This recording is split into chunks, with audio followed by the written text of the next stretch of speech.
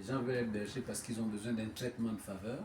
Les gens veulent être bergers parce que bon, on doit les voir à la télé, il est là devant et tout ça et tout ça. Donc, et ça a donné vraiment une image négative du berger. Et c'est pour ça que pour nous, nous pensons que l'une des choses qui va redonner à l'Église sa force, c'est de replacer les choses dans la parole de Dieu. Le berger, comme vous avez vu, il n'y a aucune place d'argent là. Bien au contraire, on se rend compte que c'est lui qui fait tout. Vous vous rendez compte que le berger, tel qu'il l'a décrit, il n'y a presque pas une place d'honneur en réalité. Mais son honneur, c'est de faire ce qu'elle a décrit. C'est ça l'honneur du pasteur. Bon, souvent, on a pensé que le pasteur, bon, c'est celui qui porte les grandes vestes et tout ça. Quand on voit quelqu'un, ah non, ça c'est un vrai berger. Le vêtement ne dit pas que tu es un vrai berger. Le fait que tu prennes un micro ne dit pas que tu es un vrai berger. Le vrai berger, c'est quand tu fais ce qu'elle vient de décrire.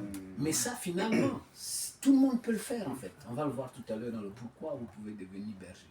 Mais notons d'abord que le berger, vraiment, la plupart de nos brebis sont abattues, blessées, parce qu'il n'y a pas de berger. Dispersion, parce qu'il n'y a pas de berger. Toutes ces choses, beaucoup de mots que nous vivons dans nos églises viennent du fait qu'il n'y a pas de berger.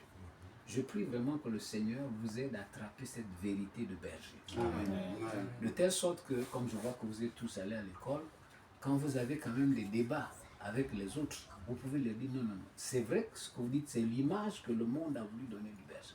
Mais ce n'est pas ça l'image du berger selon la Bible. Et l'occasion de ramener les gens, quelquefois, certains de vos collègues, vous ne connaissez pas.